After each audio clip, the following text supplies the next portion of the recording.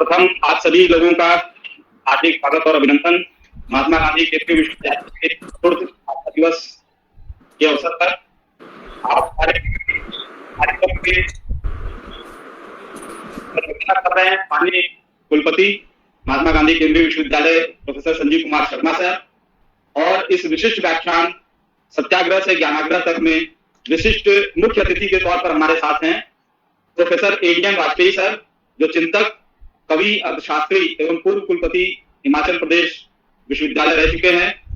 आज हमारे साथ उपस्थित हैं इस विश्वविद्यालय के महात्मा गांधी केंद्रीय विश्वविद्यालय के प्रति कुलपति प्रोफेसर जी गोपाल रेड्डी सर। और इस व्याख्यान में भारत के विभिन्न कोणों से जुड़े हुए प्रतिभागीगण और विश्वविद्यालय के तमाम अधिष्ठाता, विभागाध्यक्ष और शिक्षकगण, गैर शैक्षणिक कर्मचारी भी इस व्याख्यान में, आज जो चतुर्थ स्थापना दिवस का व्याख्यान है और बहुत ही विशिष्ट, जिसको मैं कहूंगा कि टॉपिक पर सत्याग्रह से ज्ञानाग्रह तक, इसमें आप सभी लोगों का स्वागत और अभिनंदन। सर्वप्रथम मैं आज के कार्यक्रम के मुख्य अतिथि प्रोफेसर एडीएम वाजपेयी सर को निमंत्रित करता हूं।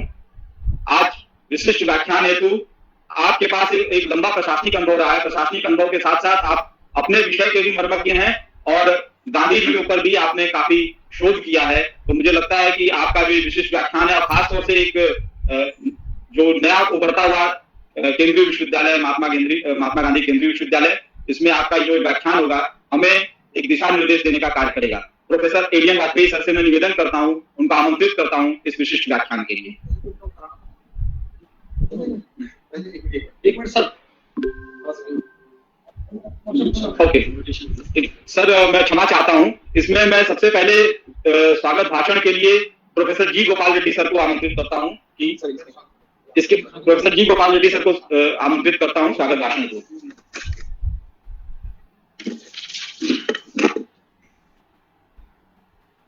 Good morning to everyone. Honorable Vice Chancellor Sir, Professor Sanjeev Kumar Sharma ji, Registrar, Mahatma Gandhi Central University, and Chief Guest of today's function, Adarniya Arun Divakar Nath Vajpayee ji, faculty members, students, research scholars. On behalf of the Mahatma Gandhi Central University, Motihari, to the function which is being organized on behalf of University for the 4th Foundation Day lecture, I extend a warm welcome to you, sir. Honorable Vajpayee ji के साथ काम करने का मौका मिला हमको।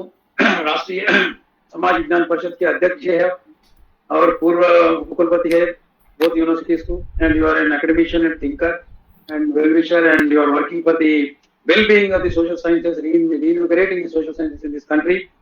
I hope in coming days, under your leadership, the social sciences very good direction and realistic social sciences will come out in this country, because in the last 70 years what is happening, we are all working for it, you all know. Without taking much of your time, you are already delayed, sir. I extend a warm welcome to you once again. And Foundation Day is a very, very important event for any institution, and this is the 4th Foundation Day of the Mahatma Gandhi Central University, Motihari, Bihar. And there are few universities, and only four universities are there in the Bihar, and there is really a astonishing thing, really welcoming thing. Bihar being a state, an historically important state, the Government of India thought of establishing 4 universities in this state, and there are only one university there in the country, that is Uttar Pradesh, where 4 central universities are there. Really, keeping in mind the importance of the Bihar, they have established 4 universities. I hope in coming days, Motihari Central University and leadership Sanjeev Kumar Sharma ji, and also in the coming days, the young and dynamic faculty, the university will be a more and more visible one. And once again, I extend a warm welcome to you, sir. Thank you for accepting our invitation. Thank you, one and all. बहुत बहुत धन्यवाद sir.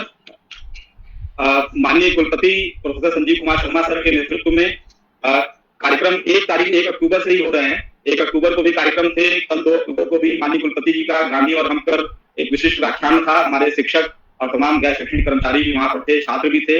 आज 3 अक्टूबर को हमारे विश्वविद्यालय का स्थापना दिवस है और मुझे ये बताते हुए बहुत ही खुशी हो रही है कि आज प्रोफेसर विकास पारिक, जो कि हमारे विश्वविद्यालय में ओएसडी फाइनेंस भी हैं और अधिष्ठाता भी हैं कंप्यूटर विज्ञान और कंप्यूटर विज्ञान के, आप हमारे साथ हैं। और आज जो हमारी ये प्रगति यात्रा रही है, उस प्रगति यात्रा पर अपना एक लघु व्याख्यान प्रस्तुत करेंगे। और इस प्रगति यात्रा को प्रस्तुत करने हेतु मैं प्रोफेसर विकास पारिक, अधिष्ठाता संगणक विज्ञान विभाग को निमंत्रित करता हूं प्रोफेसर विकास पारिक।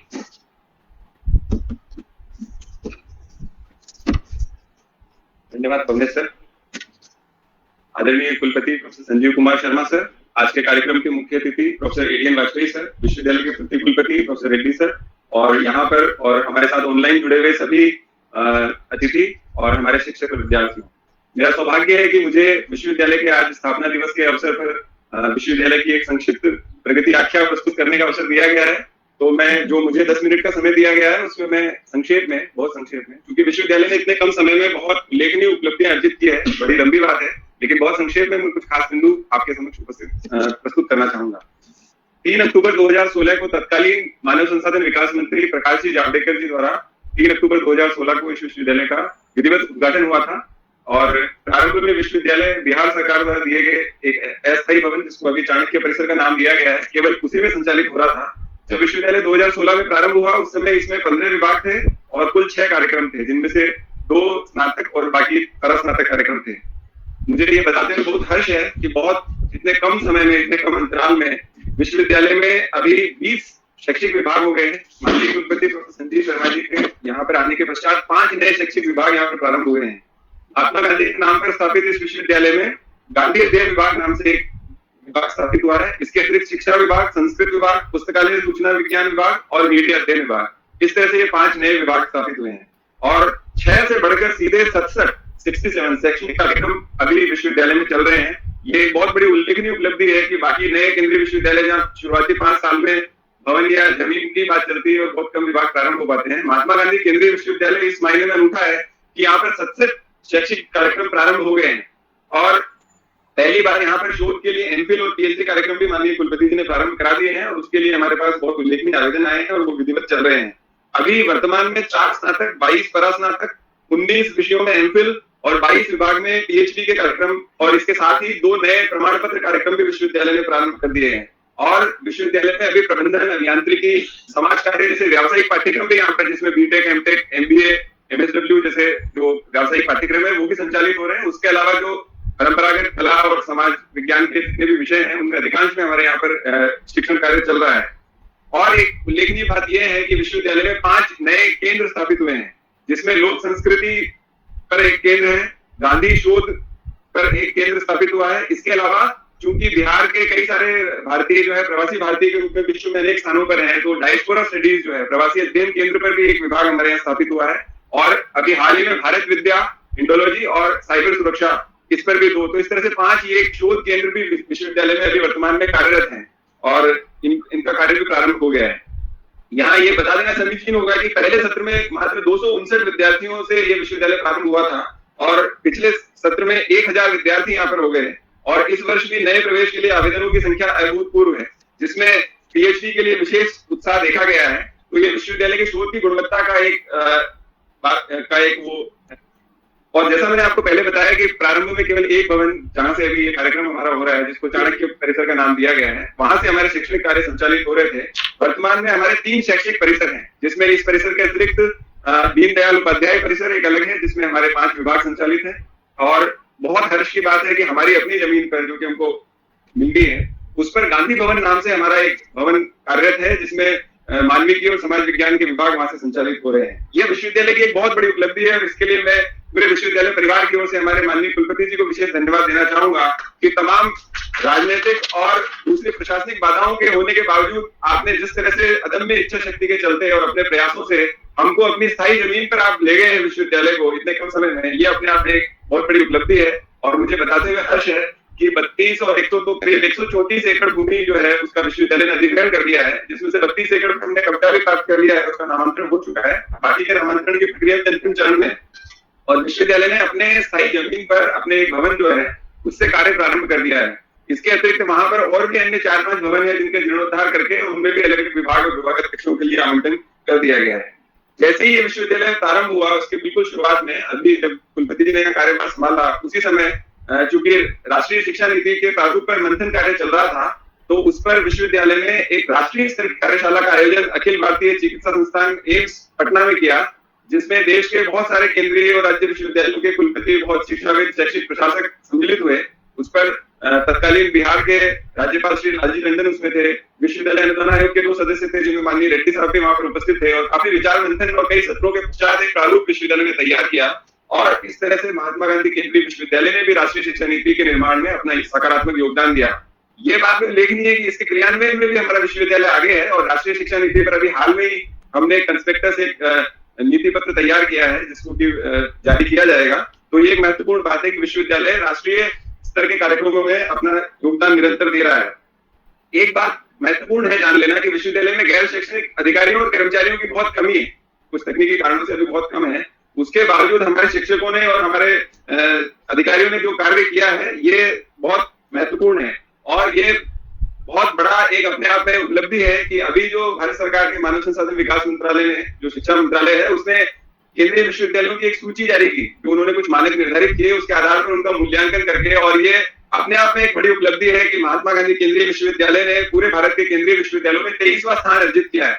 और जबकि हमारे पास बहुत ही सीमित आर्थिक संसाधन है, हमारे पास कार्य करने के लिए बहुत कम समय था, उसके बावजूद इलाहाबाद विश्वविद्यालय, विश्व भारती, राजस्थान केंद्रीय विश्वविद्यालय, हिमाचल प्रदेश केंद्रीय विश्वविद्यालय, हरियाणा केंद्रीय विश्वविद्यालय जैसे स्थापित विश्वविद्यालयों से भी आगे निकलकर हमने 23वां स्थान अर्जित किया।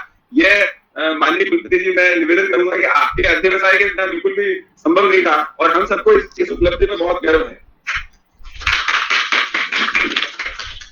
यहाँ एक बात बतानी और मैं आवश्यक समझता हूँ कि कोविड-19 के संकट में जबकि बहुत सारे विश्वविद्यालय, बहुत सारे शिक्षण संस्थान इस ऊहापोह में असमंजस में थे कि क्या किया जाए क्या नहीं किया जाए, मार्च के शुरुआती दौर में ही विश्वविद्यालय ने पहल करते हुए देश में, बल्कि ऐसा कहा जाए तो अतिशयोक्ति नहीं होगी कि सबसे पहले ई विमर्श नाम से एक प्रकल्प प्रारंभ किया और उस ई विमर्श के तहत कई तरह के जो हमारे नियमित पाठ्यक्रम चल रहे थे उसकी कक्षाएं तो आयोजित हुई और करीब 2315 कक्षाएं और इसके दौरान आयोजित हुई। अपने आप में एक रिकॉर्ड है कि 2315 ऑनलाइन व्याख्यान हुए और अभी कोविड के बाद करीब 1000 व्याख्यान और हो चुके हैं। ये तो नियमित कक्षाएं थी, इसके अतिरिक्त राष्ट्रीय स्तर की अनेकानेक कार्यशालाएं, सेमिनार और कार्यक्रम हुए और ये बताते हुए मुझे बहुत हर्ष है कि हमारे एक कार्यक्रम में और अन्य कार्यक्रमों में मिलाकर 40 देशों के प्रतिभागी सम्मिलित हुए। गांधी अध्ययन विभाग द्वारा किए गए एक विशिष्ट कार्यक्रम में तो एक ही कार्यक्रम में 23 देशों के लोग सम्मिलित थे। ये अपने आप में एक बड़ा अचीवमेंट मैं मानता हूँ कि हमने राष्ट्रीय स्तर पर अपना एक उपस्थिति दर्ज कराई और बल्कि दूसरे देशों के भी हमने प्रतिभागियों को, शोधार्थियों को और वक्ताओं को इसमें सम्मिलित किया। तो ये जो अकादमिक अनुष्ठान इस कोविड के संकट काल में हुआ है, ये विश्वविद्यालय की मैं एक विशेष उपलब्धि मानता हूँ।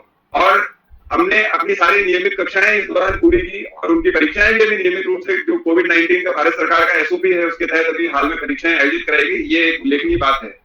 और विलियम वर्ड्सवर्थ की ये पंक्तियां मुझे याद आ रही है कि blessed was it in that dawn to be alive, but to be young was the very heaven। मुझे ऐसा लगता है कि उस दौर में जिंदा होना एक खुशकिस्मती की बात थी, जवान होना जन्नत था। तो मैं शुक्रगुजार हूँ हमारे कुलपति जी का कि हमको इस दौर में जिंदा और जवान रहने का अवसर दिया। और जो हमारा युवा विश्वविद्यालय है, मुझे बहुत अच्छे से याद है कि जब भी हम कोई फाइल बनाते थे, कोई नोटशीट या कुछ भी बनाते थे, तो उसमें हमेशा हम एक कंस्ट्रेंट उस पर लगाते थे कि वी आर नेसेंट यूनिवर्सिटी, नवजात एक शैशव काल का हम हमेशा उल्लेख करते थे। जब कुलपति जी आए तो उन्होंने आते ये कहा कि अब ये शैशव काल को आप छोड़ दो, अब हम परिपक्व हो गए हैं, हमको आगे चलना है। और वास्तव में यथार्थ बात यही है कि हम अपने उस नेसेंट दौर से बाहर निकल गए हैं और हमारे पास बताने के लिए बहुत सारी उपलब्धियां हैं। हालांकि समय सीमित है, इसलिए मैं 2-4 बातें और संक्षेप में आपके सामने रखूंगा। महात्मा गांधी के नाम पर स्थापित ये केंद्रीय विश्वविद्यालय जो है, इसमें गांधी जी की स्मृति को अक्षुण्ण रखने के लिए अभी हाल ही में 2 गांधी जी की आवश्यक प्रतिमाएं, एक चाणक्य परिसर में और एक हमारा जो स्थायी भवन है गांधी भवन, वहां पर स्थापित की गई है। और इसके अलावा यहाँ के एक प्रख्यात स्वतंत्रता सेनानी और गांधीवादी चिंतक श्री बृजकिशोर सिंह जी के अनुदान से 51,000 रुपए का वार्षिक एक गांधी जी के ऊपर पुरस्कार स्थापित किया गया है जो विश्वविद्यालय देगा। और उन्होंने 1 लाख रुपए का और शोध अनुदान दिया है जो कि हमारे गांधी शोध अध्ययन केंद्र में स्थापित होगा। यहाँ एक और विशेष बात है जिसको मैं बताना जरूरी समझता हूँ कि एक नई परंपरा, जो कि हमारे कुलपति जी संस्कृत और परंपरा के प्रति विशेष अनुराग भी रखते हैं और उसमें उनका उसमें काफी विद्वत्ता भी है।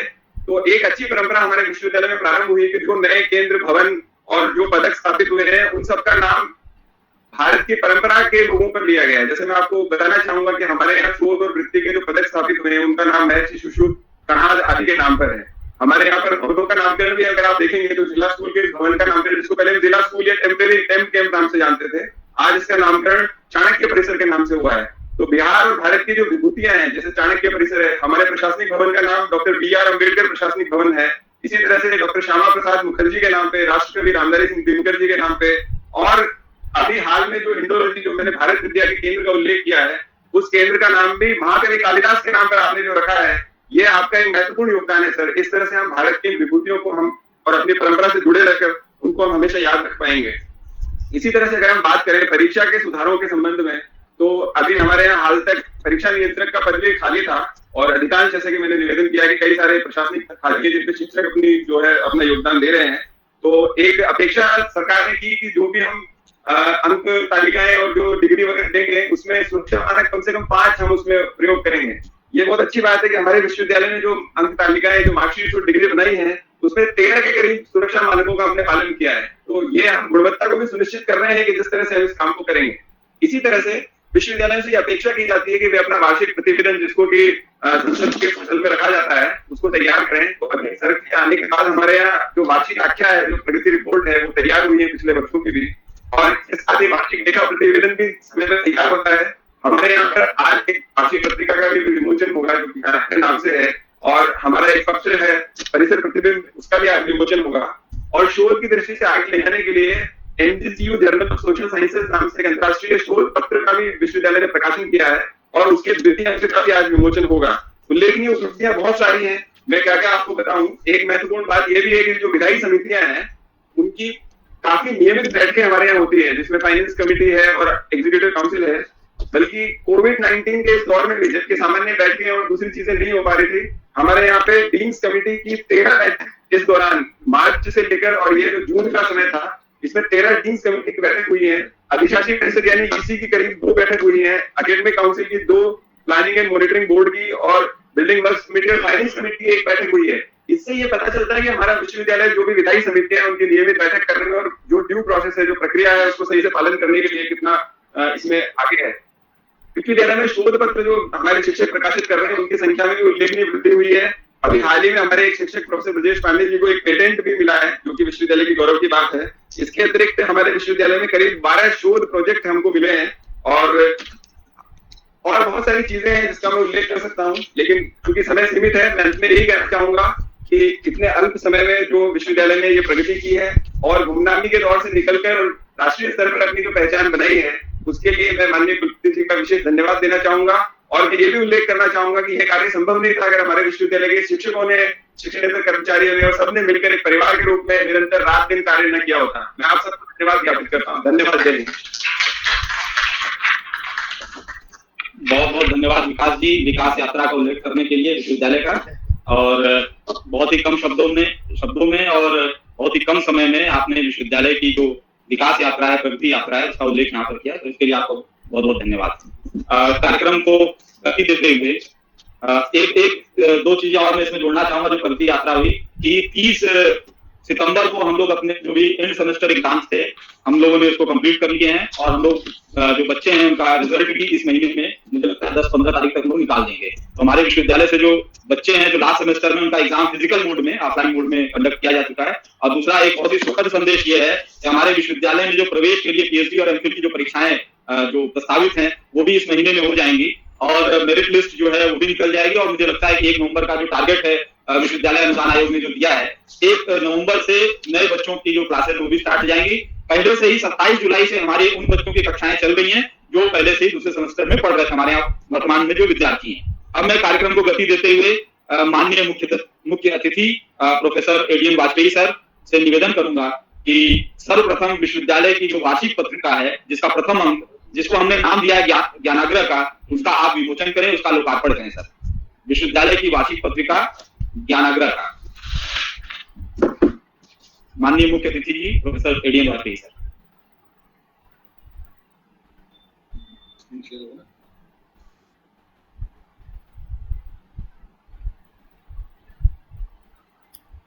सर म्यूट करिए अपने आप को सर। हाँ, अनम्यूट कर लीजिए वाजपेयी जी।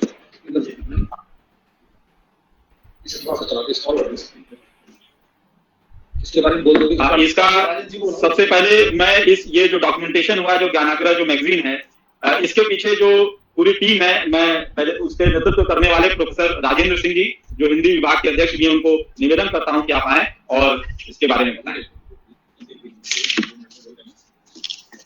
बहुत बढ़िया है, बहुत सुंदर, बहुत बहुत बधाई आपको, बहुत बहुत बधाई। बहुत संक्षेप में 2 मिनट में बता दें।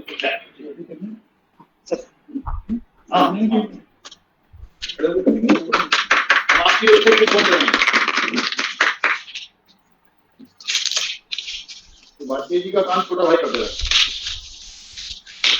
जी, बहुत बहुत बधाई आपको, बहुत बहुत बधाई।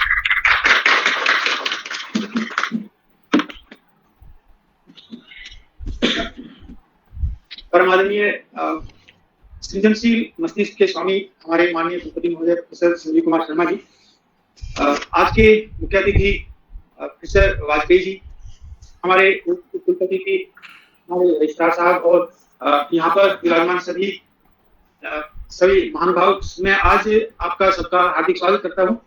आज की जो ये ज्ञानाग्रह हमारी पत्रिका का जो लोकार्पण आज हुआ है, यह हमारे विश्वविद्यालय की पहली पत्रिका है और इसका जो नामकरण है वो हमारे माननीय कुलपति महोदय ने कराया था। इसका जो नामकरण है वो गांधी जी के सत्य पर जुड़ जाता है। हमारा विश्वविद्यालय ज्ञान का प्रचार प्रसार करने में योगदान दे रहा है इस क्षेत्र में, तो इसलिए ज्ञानाग्रह जो नाम है इसका यह अति महत्वपूर्ण है। बहुत ही कम समय में हमें पत्रिका निकालने का यह अवसर मिला है और माननीय कुलपति महोदय के मार्गदर्शन में और उनकी प्रेरणा से यह कार्य संपन्न हुआ है। इस पत्रिका में हमारे विश्वविद्यालय के 24 शिक्षकों की और 56 विद्यार्थियों की रचनाएं हैं और एक तरह से हमने कोशिश की है कि 2019 से 20 तक की हमारी जितनी भी गतिविधियां हैं विश्वविद्यालय की, सबका हमने चित्रों के माध्यम से इसमें हमने प्रदर्शित करने की कोशिश की है। एक तरह से जहां भी हमारी पत्रिका जाएगी हमारे विश्वविद्यालय का प्रतिनिधित्व करेगी। मैं इन बातों के से सबका धन्यवाद करता हूँ। धन्यवाद।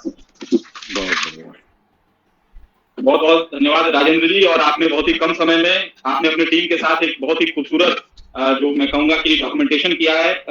तमाम उसमें विद्यार्थियों के भी आलेख आए, हमारे शिक्षकों का भी जैसा मैंने देखा उसमें था, और काफी खूबसूरत संग्रह और प्रथम अंक जो प्रकाशित हुआ विश्वविद्यालय का, इसके लिए आपको बहुत बहुत साधुवाद। और माननीय कुलपति जी का चूंकि इसमें मोटिवेशन रहा है उसके पीछे, तो मैं माननीय कुलपति जी को भी धन्यवाद देता हूँ और मुझे लगता है कि आगे भी हर साल ये अंक निकलते रहेंगे और ये विश्वविद्यालय के लिए एक पूंजी होगा, ऐसा मुझे लगता है। अब कार्यक्रम को गति देते हुए एक कोविड-19 काल में जो विश्वविद्यालय ने कार्यक्रम किए हैं, जो उसकी प्रगति रही है इस कोरोना क्राइसिस में, क्योंकि विश्वविद्यालय ने इस कोरोना क्राइसिस को अपॉर्चुनिटी में कन्वर्ट किया है, अपॉर्चुनिटी के तौर पर इसको लिया और इस कोविड क्राइसिस में काफी कार्यक्रम किए, तो उसका एक प्रतिवेदन हम आपके सामने प्रस्तुत करना चाहते हैं। मैं माननीय मुख्य अतिथि जी से निवेदन करता हूँ इसका लोकार्पण करें और अपने विश्वविद्यालय की जो जनसंपर्क अधिकारी है श्रीमती शेफालिका मिश्रा, आपसे निवेदन करता हूँ कि आप आगे इसके बारे में बताएं।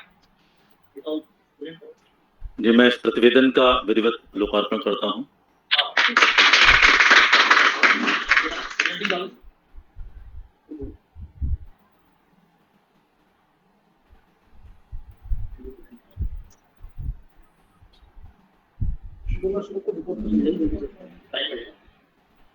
Honorable ADN Vajpayee ji sir, or Honorable Vice Chancellor sir, or Pro Vice Chancellor sir,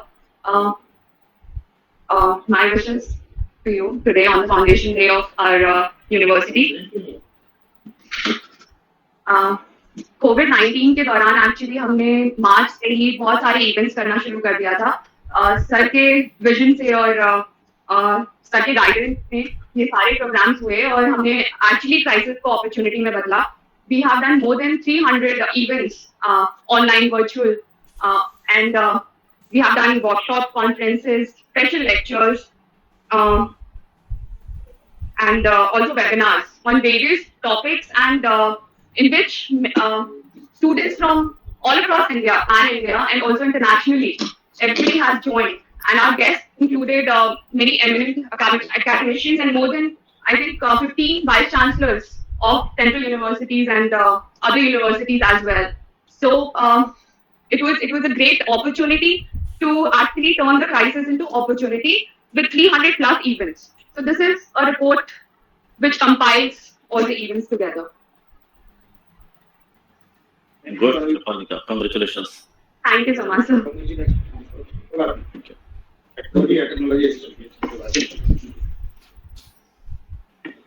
बहुत बहुत धन्यवाद शेफालिका जी, और रात दिन लगकर आपने इस प्रतिवेदन को तैयार किया और मुझे लगता है कि सिंगल हैंडली पूरे चीजों को कंपाइल करके I would want to thank Narendra Moral sir also.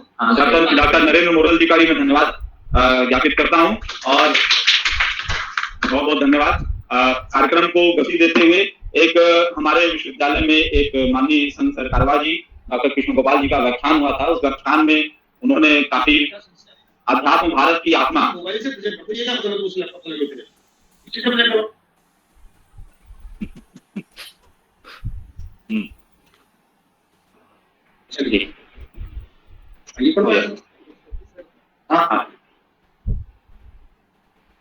ये लघु पुस्तक अध्यात्म भारत की आत्मा है। डॉक्टर कृष्ण गोपाल जी का जो व्याख्यान था उसको लेकर हमारे विश्वविद्यालय के असिस्टेंट प्रोफेसर सहायक आचार्य जिनका इसमें विशेष योगदान रहा है डॉक्टर श्याम नंदन जी जो हिंदी विभाग में सहायक आचार्य हैं। मैं आपको आमंत्रित करता हूं आप आए और इसके बारे में बताएं। डॉक्टर श्याम नंदन। धन्यवाद पंडित जी। सभी उपस्थित महानुभावों शिक्षकों अपने विद्यार्थी मित्रों का भी स्वागत करता हूं। और एक सेमिनार एक ई संगोष्ठी का आयोजन हमारे विश्वविद्यालय में किया गया था संत साहित्य सामाजिक एवं सांस्कृतिक संगम विषय पर, जिस पर माननीय कृष्ण गोपाल जी का व्याख्यान हुआ था।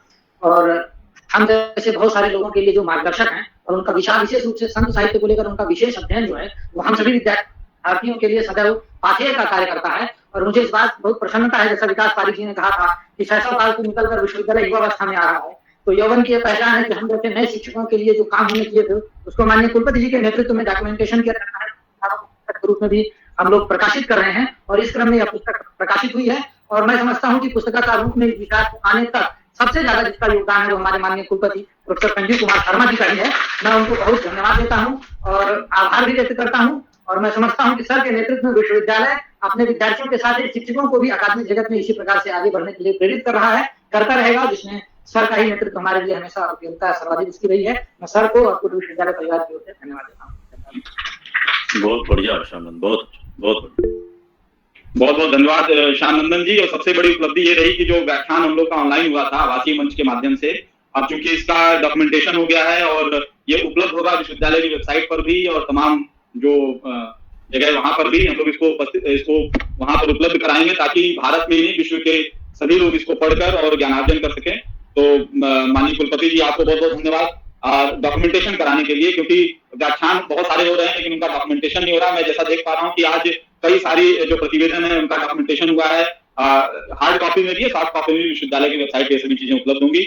मुझे लगता है कि डॉक्टर कृष्ण गोपाल जी का जो व्याख्यान था उनका जो संदेश था वो दूर दूर तक विश्व के कोने कोने तक पहुंचाने के लिए जो इसका कंपाइलेशन किया डॉक्टर श्याम नंदन जी उनकी टीम ने, उनको बहुत बहुत साधुवाद, बहुत बहुत धन्यवाद। अब कार्यक्रम को गति देते हुए एक अगला प्रतिवेदन मुझे, क्योंकि इतना बड़ी लिस्ट है, आप देख सकते हैं कि जो आज हम लोग का स्थापना दिवस है, बहुत गर्व का विषय है कि कई सारी चीजों का डॉक्यूमेंटेशन हुआ और कई सारी चीजों का यहाँ पर प्रतिभा। और विश्वविद्यालय चलाना बहुत बड़ा काम नहीं होता है, जो प्रतिवेदन प्रस्तुत करना उससे भी बड़ा है कि हम अपना जो रिपोर्ट कार्ड है उसको भी आप सभी लोगों के सामने प्रस्तुत कर रहे हैं। तो इसको गति देते हुए राष्ट्रीय शिक्षा नीति पर विश्वविद्यालय के जो आयोजन हुए थे, जिसमें कई केंद्रीय विश्वविद्यालय के जो कुलगुरु थे, बहुत सारे राज्य विश्वविद्यालयों के कुलगुरु, बहुत सारे शिक्षाविद भी थे जो इसमें शामिल हुए। माननीय कुलपति जी ने लगातार जब से न्यू एजुकेशन पॉलिसी आई, जिसको मैं न्यू एजुकेशन पॉलिसी की जगह नेशनल एजुकेशन पॉलिसी कहूंगा, नेशनल एजुकेशन पॉलिसी पर बहुत सारे मैं कहूंगा कि मंथन किया और मंथन के बाद इस राष्ट्रीय शिक्षा नीति पर जो विश्वविद्यालय का जो आयोजन है उसको डॉक्यूमेंटेशन हुआ उसका, तो उसके भी लोकार्पण के लिए मैं माननीय मुख्य अतिथि जी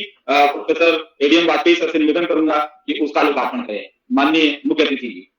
राष्ट्रीय शिक्षा नीति पर आयोजित विभिन्न परिसंवादों का जो सारांश है, अनुशंसाएं हैं, उनको लोकार्पण करता हूं।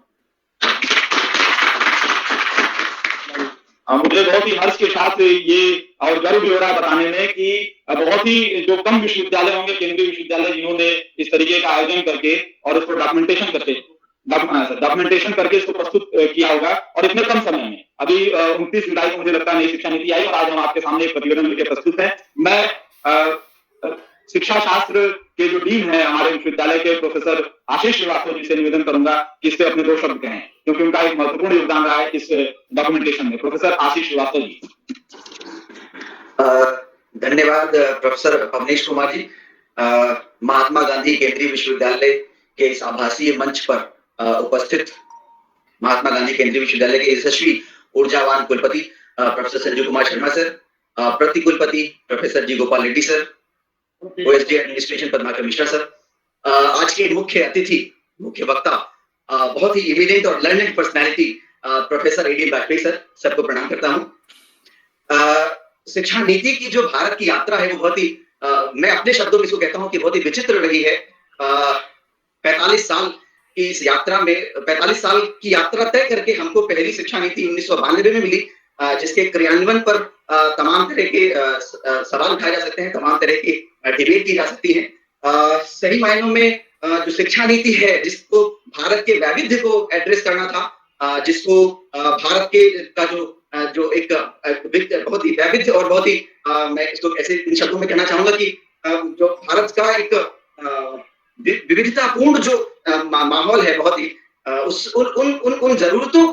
उन जरूरतों को एड्रेस करने की शिक्षा नीति नहीं मिल पाई थी। ये जो शिक्षा नीति आई, ये शिक्षा नीति देखने से ही ये प्रतीत होता है कि भारत की जो जरूरतें हैं, जो वैविध्यता है, जो संदर्भ है, भारत के भिन्न भिन्न संदर्भ हैं, उन संदर्भों को ये शिक्षा नीति बहुत गहराई से संबोधित करेगी। ये जो नीति है, ये जो कमियां रह गई हैं पिछले 70 सालों में, उन कमियों को पूरा करते हुए, 21वीं सदी की जरूरतों को पूरा करते हुए, और जो हमारी भारत की जो प्राचीन विरासत रही है, उन विरासतों को भी संभालते हुए ये भारत को उस स्तर पर ले जाएगी जहां भारत को बहुत पहले पहुंच जाना चाहिए था, जहां भारत एक समय विश्व का गुरु कहा जाता था।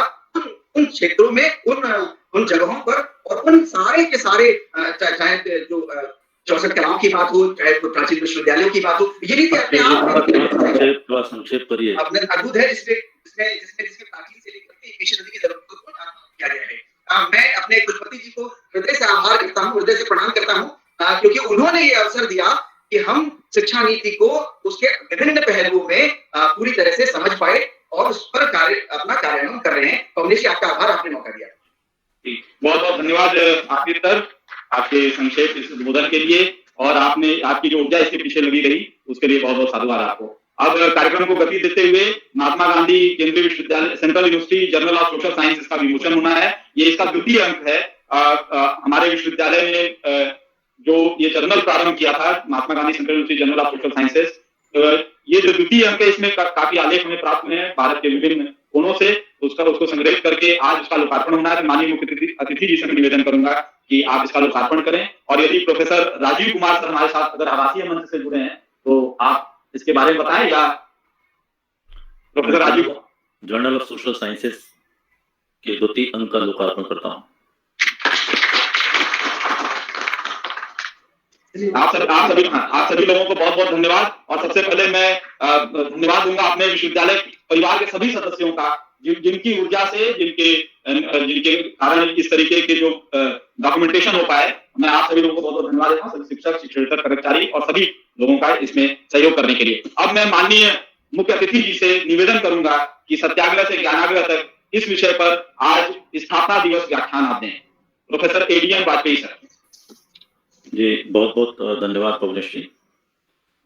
आज के चतुर्थ स्थापना दिवस कार्यक्रम के अत्यंत सम्माननीय अध्यक्ष और महात्मा गांधी सेंट्रल यूनिवर्सिटी मोतिहारी के श्रेष्ठ कुलपति प्रोफेसर संजीव शर्मा जी, प्रति कुलपति प्रोफेसर जी गोपाल रेड्डी गारू जी, सारे faculty members, research scholars, students, registrar of the university, संचालक पवनेश कुमार जी, और बहुत सारे लोग हमारे भी जो मित्र जुड़े हुए हैं, जिसमें सुभाष लहरा जी दिल्ली से हैं, हम सबके बड़े भाई गोपाल शर्मा जी, संजीव जानते हैं, वो भी जुड़े हुए हैं, मधुरेश जायसवाल हमारे विद्यार्थी वो जुड़े हैं, ओपी मोंगा जी हिमाचल से जुड़े हुए, मार्तन सिंह जी बराला जी रीवा से आए हैं, अनुरोध अवस्थी जी बरेली से आए हैं, कल्पना शास्त्री जी दुबई में रहती हैं, अमित चतुर्वेदी जी रीजनल डायरेक्टर हैं इग्नू के दिल्ली में। वे सब लोग जुड़े हैं। आपने जब मुझे सूचना दी थी तो मैंने कहा सबके सब संजीव शर्मा जी के इस महान अनुष्ठान के साक्षी बने, पूरा भारतवर्ष, पूरा विश्व साक्षी बने,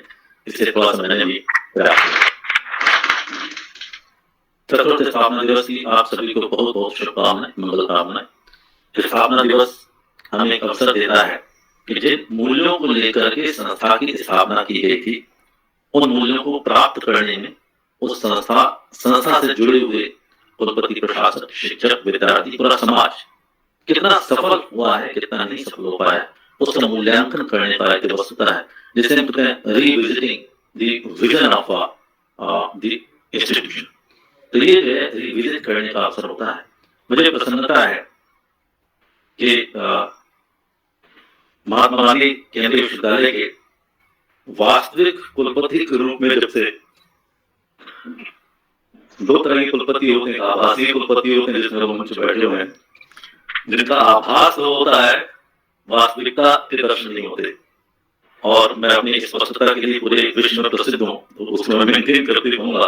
वास्तविक कुलपति के रूप में जब से नियुक्ति हुई है संजीव शर्मा जी की, तब से आपने स्वयं देखा परिमाणात्मक और गुणात्मक दोनों ही दृष्टियों से बहुत विकास हुआ है। मैं आप सबको शुभकामनाएं देता हूँ, पुनरावृत्ति नहीं करूंगा। ज्ञानाग्रह पत्रिका के लिए आपको शुभकामनाएं। राजेंद्र सिंह जी को कोविड-19 का जो प्रतिवेदन प्रस्तुत किया है 300 में, इसमें शिफालिका को बहुत बहुत धन्यवाद। आध्यात्म भारत की आत्मा, मुझे पता है कृष्ण गोपाल जी श्रेष्ठ चिंतक हैं, श्रेष्ठ विचारक हैं, संत परंपरा के तो सिद्ध हस्ताक्षर हैं। श्याम नंदन जी ने उसका संपादन किया है, इनको बहुत बहुत साधुवाद। और राष्ट्रीय शिक्षा नीति पर भी आशीष श्रीवास्तव जी को सुन रहे थे, ये बहुत अच्छा बोलते हैं, मैं तो कई बार सुन चुका हूँ, इनको भी बहुत बहुत साधुवाद। विकास पाने का नाम ही विकास है, तो निश्चित तौर पर वो सारे विकास की यात्रा बताएंगे, परख परख करके जो है वो विकास यात्रा बताएंगे, इसमें किसी प्रकार का दोष नहीं रह सकता है। सोशल साइंसेज के जर्नल भी आपने निकाला, इन सब के लिए आपको बहुत बहुत शुभकामनाएं। कितने नए विभाग, नई संस्थाएं आपने बना दी। बस मुझे संजीव जी के साथियों से अनुरोध है, विशेष यंगर जनरेशन के लोग हैं, मुझे कहना नहीं चाहिए कि कुलपति कब तक रहते हैं, दूसरा स्थान मिल सकता है, जा भी सकते हैं। संस्थाओं का जो स्थायी भाव वो शिक्षकों का होता है। शिक्षकों का दायित्व बनता है जो श्रेष्ठ कार्य संपादित किए गए हैं, शुभारंभ किए गए हैं, वो अनवरत बने रहे। इनका सातत्य बनाने की जो दायित्व है वो शिक्षकों पर है, उससे निर्माण करें। और जो कार्यक्रम हुए हैं इनका फॉलो भी होना चाहिए। ऐसा नहीं कार्यक्रम हुआ फिर दोबारा कार्यक्रम हुआ, निरंतरता पर फॉलो होना भी बहुत जरूरी है। मैं चाहूंगा कुछ मेमोरेंडम ऑफ अंडरस्टैंडिंग्स भी साइन करे विश्वविद्यालय, भारतवर्ष के विश्वविद्यालयों के साथ में और विदेशों के साथ में, उससे भी काफी संस्था बन जाते हैं। विषय जानबूझकर चुना गया है कि ज्ञानाग्रह पत्रिका आपने प्रकाशित की, गांधी सत्याग्रह से जुड़े हुए हैं। कल भी कुछ व्याख्यान देने का मुझे अवसर मिला, उसी श्रृंखला में मैं संक्षेप में बातें करूंगा। संजीव जी को पता है मुझे ठीक 11 बजे दूसरे कार्यक्रम में जोड़ना है, उससे पहले 10 मिनट पहले मुझे जाना पड़ेगा। 10-15 मिनट थोड़ी सी बात करूंगा। गांधी के जो बहुत सारे गांधी के व्यक्तित्व के जो बहुत सारे अंग हैं, उसमें सबसे अधिक जो कि समाज से जोड़ने वाला जो है वो सत्याग्रह है। गांधी और सत्याग्रह एक दूसरे के पर्यायवाची हैं। यदि गांधी के जीवन से सत्याग्रह निकाल दिया जाए तो गांधी कुछ कम शेष रहते हैं। सत्याग्रह का एक लंबा इतिहास गांधी के साथ है। सत्याग्रह का इतिहास उठाकर के आप विकिपीडिया और गूगल से पूछेंगे तो उनके उदाहरण मिल जाएंगे। लेकिन गांधी के सत्याग्रह को जानने के लिए उनके सत्य के साथ प्रयुक्त उनकी जो आत्मकथा है उसे पढ़ना आवश्यक है। जो उनकी आत्मकथा, जिसका नाम ही उन्होंने रखा सत्य के साथ प्रयोग, वो आत्मकथा जब तक आप नहीं पढ़ेंगे तो सत्य के साथ में कितने आग्रही हैं गांधी, ये पता नहीं चलेगा। गांधी का सत्य जो है मात्र वाणी का सत्य नहीं है, वाणी का सत्य नहीं है, वचन का सत्य नहीं है, अक्षर का सत्य नहीं है। गांधी का सत्य जो है तत्व का सत्य है, गांधी का सत्य भाव का सत्य है, गांधी का सत्य विचार का सत्य है, गांधी का सत्य व्यवहार का सत्य है, गांधी का सत्य प्रेम का सत्य है, गांधी का सत्य अहिंसा का सत्य है, गांधी का सत्य अस्तेय का सत्य है, गांधी का सत्य ब्रह्मचर्य का सत्य है। गांधी के जितने सिद्धांत हैं, चाहे सत्य हो, चाहे प्रेम हो, अहिंसा हो, ब्रह्मचर्य हो, शाकाहार हो, ये सारे के सारे केंद्र में सत्य है, उसके चारों ओर ये चक्कर खाते हैं। गांधी सत्य मन वाणी कर्म तीनों से, इसके टैगोर ने उनको महात्मा नाम दिया गया। गांधी सत्य का आग्रह उनका जन्म से ही प्रारंभ हो जाता है। सबको पता है जब परीक्षा की अवधि उनका शिक्षक कहता है कि तुम गलत लिख रहे हो, उसको ऐसे ठीक करो, गांधी ने वो ठीक नहीं किया। सत्याग्रह की वो शुरुआत वहीं से जाती है। और वो सत्य का जो आग्रह है उनको परिवार से मिलता है, हरिश्चंद्र के नाटक से मिलता है, और पूर्व जन्म के संस्कारों से उनके अंदर सत्य का आग्रह है वो निरंतर चलता रहा है। वो सत्य का आग्रह 1906 में जो ट्रांसवाल अफ्रीका में औपनिवेशिक सरकार के साथ जो मतभेद किया है एशियाओं के साथ, उनके विरुद्ध जो उन्होंने सत्याग्रह किया, उसके साथ उससे पहले 1893 में मैं प्राय कहता हूँ गांधी का जो सही मायने में जन्म है वो साल 1893 होता है, जबकि ट्रेन से उनको फेंक दिया जाता है पीटर मैरिट्सबर्ग स्टेशन पर। मुझे देखने का सौभाग्य मिला। मैं प्राय कहता भी दो चीजें होंगी, साल 1893 तो गांधी जो है ट्रेन से यात्रा करना चाहते हैं, उनको ट्रेन से यात्रा करने नहीं दिया जाता है, और 1915 में मोतिहारी में गांधी जो है वो ट्रेन से उतरना चाहते हैं और उन्हें उतरना नहीं दिया जाता है कि यहाँ वो आंदोलन करना चाहते हैं। दोनों ही सत्याग्रह के सबसे पहले उदाहरण। गांधी का पहला भारतवर्ष सत्याग्रह का उदाहरण है वो मोतिहारी का ही है, जहां पर की विश्वविद्यालय की स्थापना की गई। 1907 में ब्लैक एक्ट, वो भी उन्होंने वहीं पर ही जो साउथ अफ्रीका में ही सत्याग्रह किया है। 1908 में सत्याग्रह किया है। 1917 में जो नील की खेती करने वाले चंपारण जिले के हैं उनके विरुद्ध सत्याग्रह किया है। 1920 में कोचरब में सत्याग्रह आश्रम की स्थापना की, जो बाद में साबरमती आश्रम के रूप में बना। 1920 में अहिंसात्मक आंदोलन जिसे सभी ने अवज्ञा आंदोलन शुरू किया, दांडी यात्रा शुरू की। खेड़ा का किसान सत्याग्रह 1942 से अंग्रेजों भारत छोड़ो, बॉम्बे अधिवेशन करो या मरो, ये भी उनका सत्याग्रह का एक प्रतीक है। 18 में अहमदाबाद के मजदूरों का सत्याग्रह उन्होंने लीड किया। इसी प्रकार से 1919 में जो रॉलेट बिल आया उसके अगेंस्ट में उन्होंने अखिल भारतीय सत्याग्रह किया। 1920 में तृतीय राष्ट्रव्यापी सत्याग्रह किया। 27 में पटेल के साथ बड़ौदी का सत्याग्रह किया।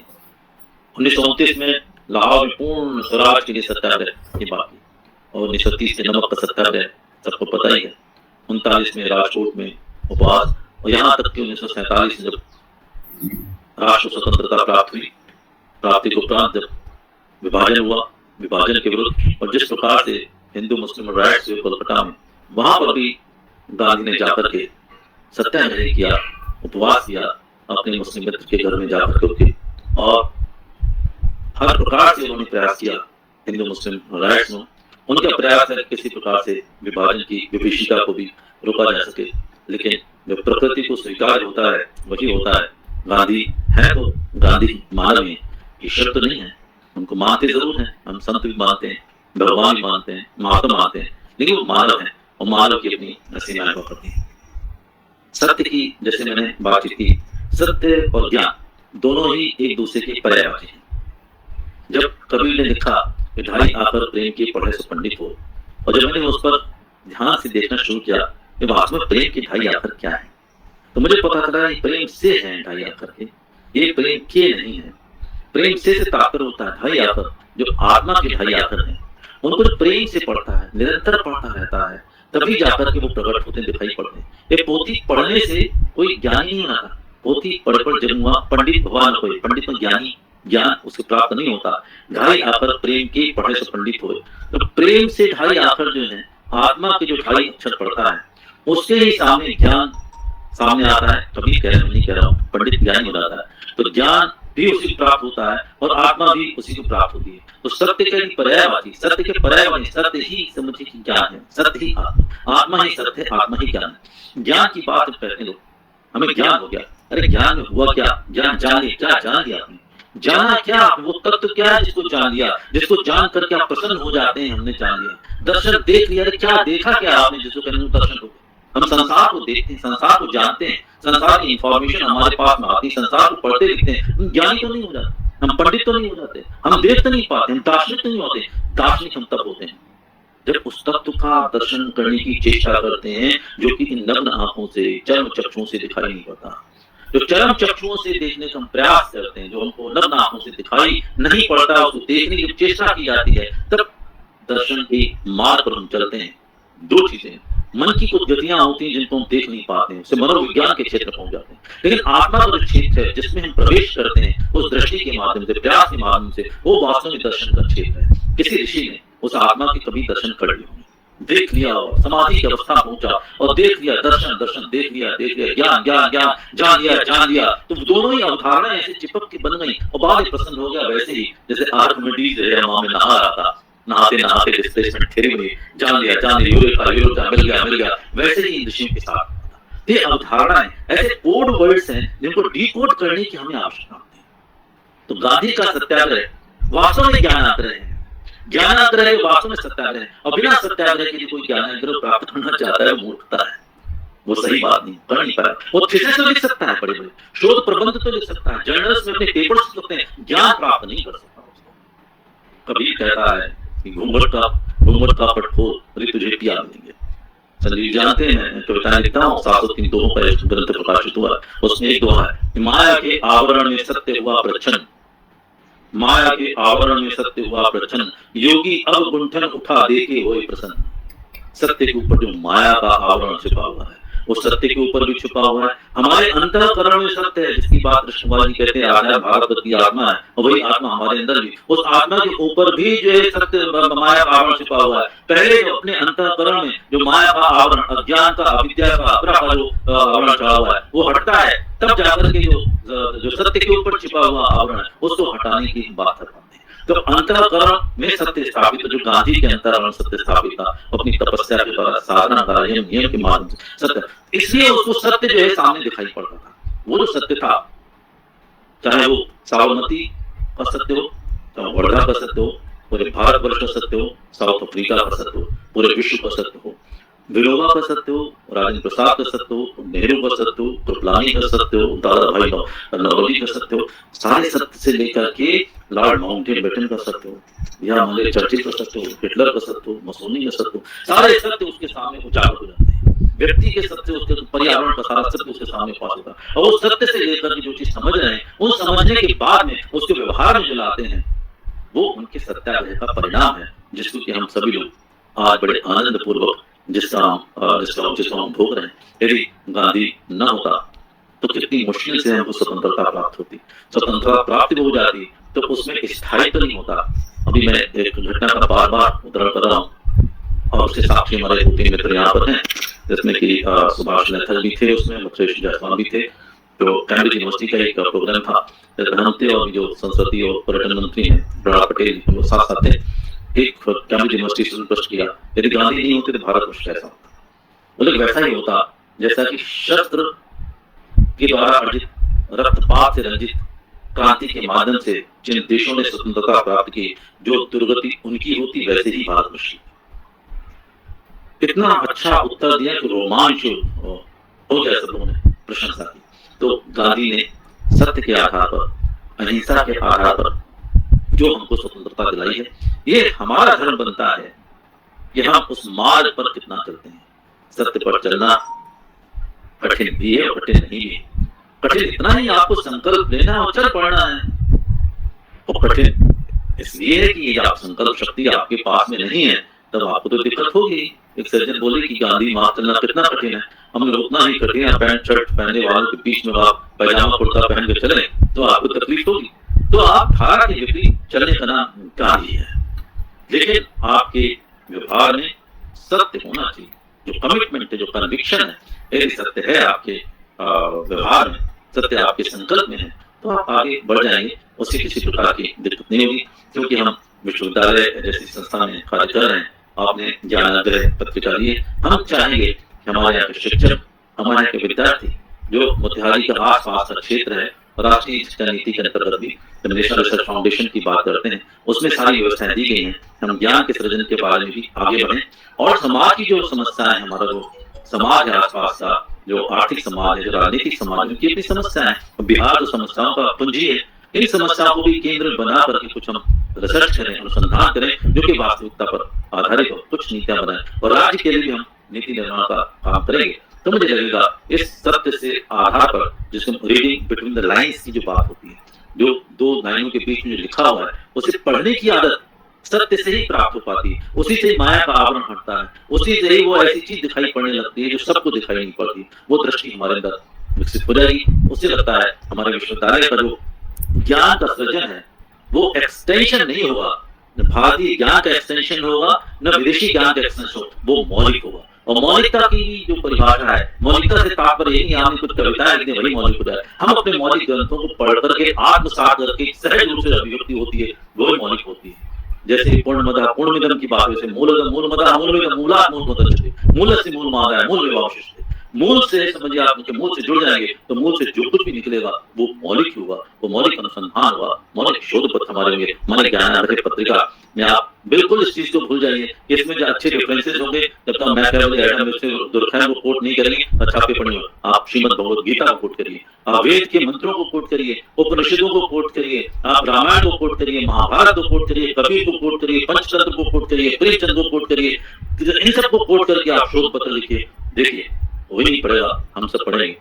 जब ऋषियों के माध्यम से मंत्र आए, ऋषियों में समाधि हो, उनको सुना ही पड़ा, वो सुरती बनकर आए, तब उन्होंने कोई भी रेफरेंसेस तो नहीं दिए।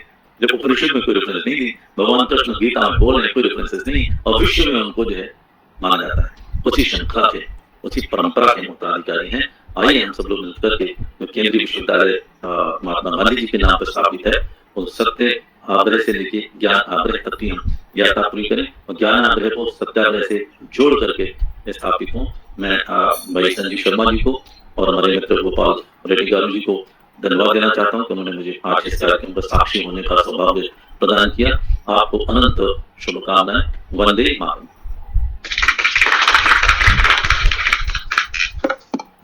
बहुत बहुत धन्यवाद सर। सीमित समय में सीमित ज्ञान अर्जित कराने के लिए, सार्वजनिक व्याख्यान देने के लिए, और हम सभी लोगों को अपने उद्बोधन के द्वारा अभिसिंचित करने के लिए विश्वविद्यालय परिवार की ओर से आपका अभिनंदन भी करते हैं और आपका धन्यवाद ज्ञापन भी करते हैं, आपका आभार भी व्यक्त करते हैं। आप कार्यक्रम को गति देते हुए मैं अपने विश्वविद्यालय के ऊर्जावान और यशस्वी कुलपति प्रोफेसर संजीव कुमार शर्मा सर को बुलाने से पहले मैं एक ही सर के बारे में कहना चाहूंगा कि ऊर्जावान जो शब्द है, जो विशेषण आपके साथ मैंने जोड़ा, वो वैसे ही नहीं जोड़ दिया। आज लगभग क्योंकि हमारा स्थापना दिवस है, रात के 3 बजे तक आप जगे हुए थे, और इस कार्यक्रम की जो रूपरेखा है वो कैसे होगा, किस तरीके से एक्सिक्यूट होगा, वो तमाम चीजों पर चिंता कर रहे थे। सुबह 7 बजे आप वहां उपस्थित थे हमारे गांधी भवन में। वहां पे हम लोगों ने गठबंधन का कार्यक्रम रखा था स्थापना दिवस के अवसर पर, वहां पर आप उपस्थित थे, और रात के बीच में आज 9:30 बजे उपस्थित हो गए, और 1 बजे से लेकर शाम को 7 बजे तक लगभग कार्यक्रम है, वहां भी आप उपस्थित रहेंगे जैसा मुझे मालूम है। तो मुझे और आज ही के 2-3 व्याख्यान भी हैं जो आज आप देंगे। तो मुझे लगता है कि ऊर्जावान जो मैं कह रहा हूँ उसके पीछे जो तथ्य थे उसको बताना बहुत जरूरी था। अब मैं माननीय कुलपति जी से निवेदन करता हूँ कि अपने अध्यक्षीय संबोधन के लिए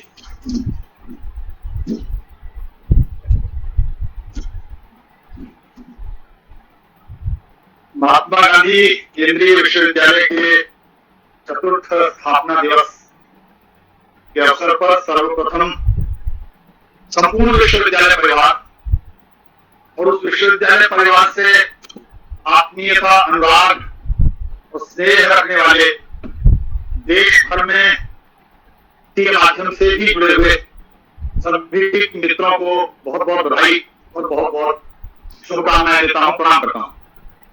आज विश्वविद्यालय के इतिहास के लिए एक महत्वपूर्ण अवसर है, और इस अवसर पर बहुत ही अल्प सूचना पर मेरे व्यक्तिगत आग्रह को स्वीकार करने वाले देश के वरिष्ठ अर्थशास्त्री, चिंतक, प्रशासक, कुलपति और जैसा स्वयं उन्होंने उल्लेख किया कवि, भाई मित्र आदरणीय अग्रज प्रोफेसर अरुण दिवाकर नाथ वाजपेयी जी को सादर प्रणाम करता हूँ। बहुत सारे लोग उन्हें प्रोफेसर एडीएन वाजपेयी नाम से जानते हैं, मैं उन्हें इसी नाम से संबोधित करता हूँ।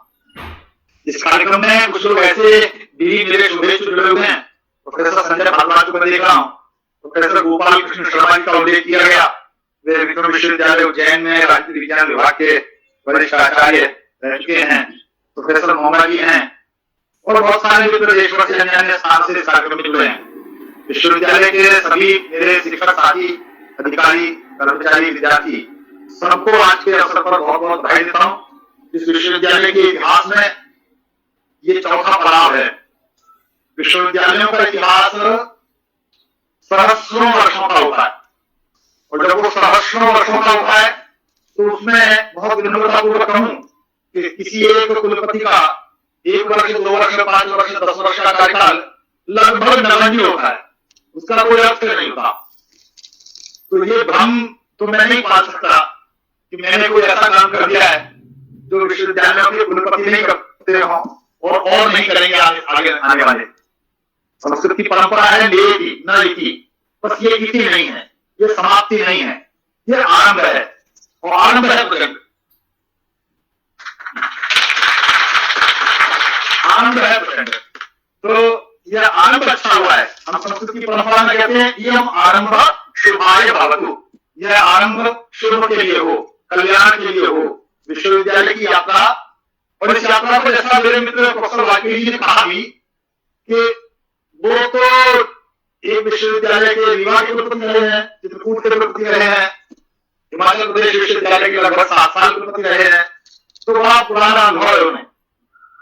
कुलपतियों के नहीं है विश्वविद्यालय, विश्वविद्यालय शिक्षकों के, विश्वविद्यालय आपको बनाने हैं। आज जो ये 5 लोकार्पण हुए, कल भी हमने परिसर प्रतिबिंब का विश्वविद्यालय के प्रतिष्ठित लोकार्पण किया है। ये सब, और जो इतने कोविड-19 के पीरियड में संख्या विकास जी ने पढ़ाई, इतनी कक्षाएं पढ़ाई गई, ये प्रगति आख्या हुई, ये सारी प्रगति आख्या, ये सारी प्रगति यात्रा, ये यात्रा पत्र आपने नापा है, मैंने नहीं। मैंने आपका साथ दिया, मैंने आपसे वार्तालाप किया है और अपने अनुभव से, अपने परिश्रम से और अपने से वरिष्ठ लोगों के संगत से जो सीखा है वो आपसे साझा किया है। उसी का परिणाम है कि विश्वविद्यालय बढ़ रहा है, आगे भी बढ़ रहा है, सकारात्मक भी बढ़ रहा है, रचनात्मक भी बढ़ रहा है। उसकी गति, उसकी त्वरा निरंतर रहे, सतत रहे, उसमें व्यवधान ना हो किसी प्रकार का। इसे देखना, इसे बनाए रखना, मैं वाजपेयी जी के साथ ही अपने शब्दों को सही करूंगा कि उसे बनाए रखने का दायित्व भी आप ही का है। कुलपति का काम तो विश्वविद्यालयों में कुछ समय के लिए बस अपना एक दृष्टि को प्रस्तुत करना है, उस दृष्टि के अनुरूप और उसके साथ मिलकर उसमें कुछ जोड़ते हुए हम सब मिलकर आगे बढ़ते हैं। विश्वविद्यालयों का दायित्व केवल अध्यापन, अध्ययन, अनुसंधान का भी नहीं है, मूलतः हम समाज का सबसे बड़ा दायित्व लिए हुए हैं। कोई भी प्रशासनिक अधिकारी केवल प्रशासन का, विधि व्यवस्था का दायित्व लेता है, कोई पुलिस का अधिकारी विधि पालन का दायित्व लेता है, कोई न्यायपालिका का सर्वोच्च से सर्वोच्च अधिकारी न्याय की व्यवस्था का दायित्व लेता है। भारत का सर्वोच्च न्यायालय का मुख्य न्यायाधीश भी वो न्याय व्यवस्था का दायित्व लेता है। भारत की राजनीतिक व्यवस्था के सर्वोच्च पद पर बैठे हुए व्यक्ति भी राजनीतिक व्यवस्था के संचालन का दायित्व लेते हैं।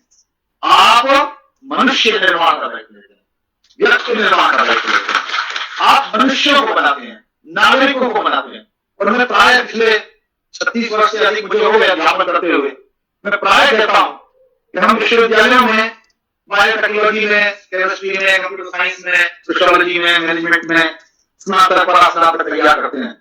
हम मनुष्य तैयार करें, अच्छे नागरिक बनाएं, अच्छे भाई बनाएं, अच्छे पति बनाएं, अच्छे पुत्र बनाएं, अच्छे मित्र बनाएं, तो अच्छे मनुष्य बनाएं। अब अच्छे मनुष्य बनाने की परियोजना में ये विश्वविद्यालय आगे बढ़ रहा है, आगे बढ़ेगा। मैं इस बात के लिए भी अपने सारे शिक्षक समुदाय, कर्मचारियों और अधिकारियों को बहुत बहुत बधाई देता हूं कि जो कुछ भी ये यात्रा का पत्र हमने नापा है, जिसका विस्तार से उल्लेख प्रोफेसर विकास पारिक ने किया, वह सबके सम्मिलित, सामूहिक, समेकित और एकीकृत प्रयास का परिणाम है। आप सबने परिश्रम किया, तब ये विश्वविद्यालय का वातावरण सुधरा है। आप सबने परिश्रम किया है, तब कक्षाएं हुई हैं। आपने परिश्रम किया है तो कुछ प्रकाशित हुआ है, और सब हुआ है तो हम सब मिलकर आगे बढ़े हैं। हमारी सबकी साथ मिलकर आगे बढ़ने की यह प्रवृत्ति हमारी आकांक्षाओं में और हमारी कार्य प्रणाली में परिणत हो जाए, यह कामना करता हूं।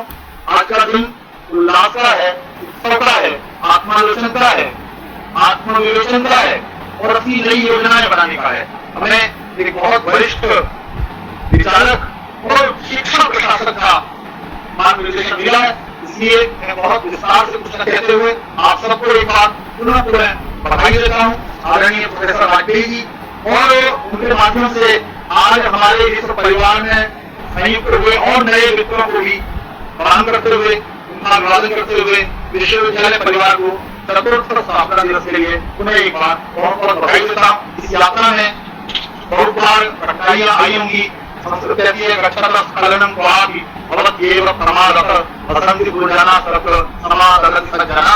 चलते समय समाज से कहीं ना कहीं हम ठोकर भी खा जाते हैं, कहीं लड़खड़ा भी जाते हैं। हम सब कहीं ना कहीं लड़खड़ाए होंगे, सज्जन लोग हमारा समाज स्वागत करेंगे, हमें रास्ता दिखाएंगे, हमारे श्रेष्ठ लोग हमको रास्ता दिखाते रहें, हम उस रास्ते पर अपने को आगे बढ़ाते रहें। इसी शुभकामना के साथ मैं आप सबको प्रणाम करता हूँ। बहुत बहुत बधाई भाई संजीव जी, बहुत बहुत बधाई आपको, बहुत बहुत शुभकामनाएं। और मुझे आपको अनुमति देने दूसरे कार्य के लिए प्रदेश के शिक्षा मंत्री के साथ में पहली बैठक होने वाली है। बहुत बहुत नमस्ते।